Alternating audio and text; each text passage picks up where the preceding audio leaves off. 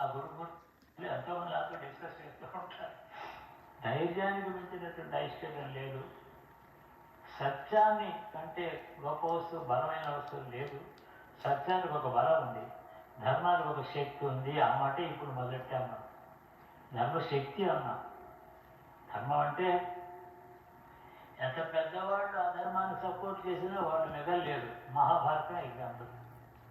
భీష్ముడు అంటే గొప్ప ధైర్యశాలి బలవంతుడు పాండవుల పక్షంలో లేడు, అయినా ఆయనే పోయినాడు. ద్రోణాచార్యుడు కంటే బలవంతుడు పాండవుల పక్షంలో లేడు, సమానమైన వాడు కూడా లేడు, ఆయన అతనే పోయినాడు. ఒకనాడు ధర్మయుద్ధం దాని పేరు.